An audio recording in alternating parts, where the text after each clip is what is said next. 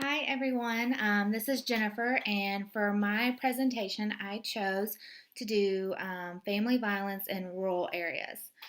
Family violence, what makes it different from domestic violence, even though during my research they were used interchangeably, what I found to be different is that family violence is violence or abuse happening in the home that can be roommates, it can be siblings, grandparents, parents, anyone that lives in the home that may be abusing someone can be defined as family violence. And there are four areas that I'm going to focus on why family violence is different in rural areas compared to urban. And there's a lot of more challenges that rural areas face in regards to family violence, more so than urban areas. And I chose to focus on four of those. And those include transportation. It's limited in rural areas. Sometimes the roads are harder to access. You may need a four-wheel drive.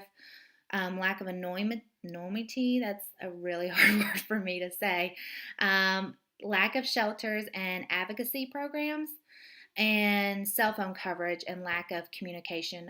A lot of times in rural areas, I grew up in rural Southwest Virginia, heart of like Appalachia, and at my parents' house, you still have to walk around with your phone held to the roof trying to get cell phone signal. Their internet's really spotty, so and thankfully they still have a landline. But if something were to happen without that landline, we would never know, and that's one of the issues that victims face. So I'm gonna go on down and talk about um, some policies that I found to be helpful to victims of family violence. Specifically, I focused on Alabama, and Alabama offers a family violence prevention and services grant program, and local public agencies, local nonprofits can apply to receive funding from this grant program that aids in helping underserved populations. And one of the specific definitions of what defined an underserved population was identified as victims of rural family violence. So they see that there is a need here, that we need to be enhancing these programs, making them more comprehensive, um, more adequate, because when I was doing my research, there are only two domestic shelters in Madison County. Um, and I thought, because originally I lived in Richmond, Virginia, and there were a lot of resources for victims of family violence for men, women, children. Um, there was more abundant services, unlike victims who may be in a rural area, and that's faced, rural residents face this all over the country. It's not just in Alabama. So there's a national um, sort of a crisis going on, that there's not enough policies, programs, resources to reach these residents in rural communities. All right. Um, and then I focused on two programs that are offered in Alabama as well.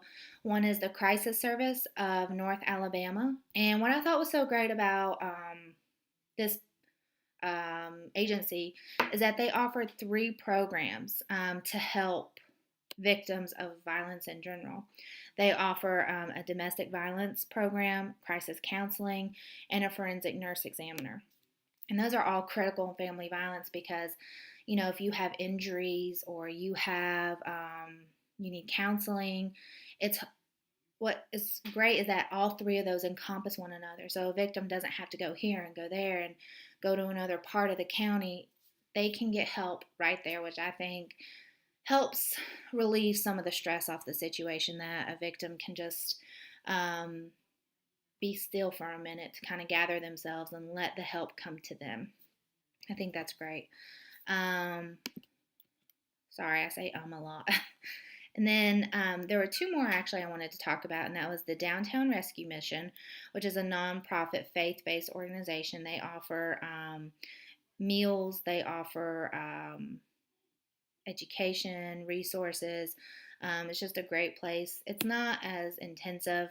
They do offer a substance abuse treatment program, but I think it's great though that they do offer the meals, because that's another stress factor is where am I going to get food? Where are my kids going to eat? That type of thing. So I think it helps alleviate some stress. And then there's Home Place, which is an emergency shelter for victims and their children who have experienced family violence.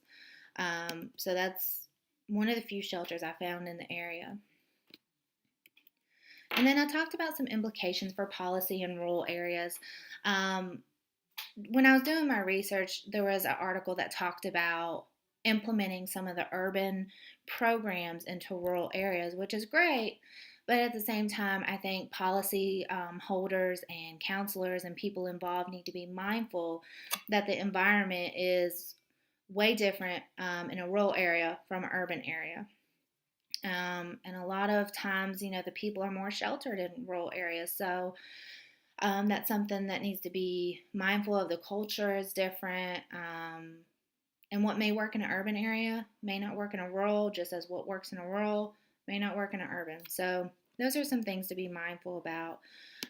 One of the biggest things that I think could help policy in terms of family violence in rural areas is opening these dialogues among community partners, law enforcement, teachers, even just general jobs like a hairdresser, a grocery store clerk, just offering these free trainings in the community about how to spot family violence, how to intervene, how do we prevent it. Just let's get the community talking about these things, because if you don't talk about it, it's going to stay hidden. And we don't want these victims to be hidden anymore. We want them to come out. We want them to feel comfortable asking for help. And I think that would be one of the best ways to start, is just let's open a dialogue. And then I picked one theoretical framework to work with in regards to family violence in rural areas, and that was systems theory.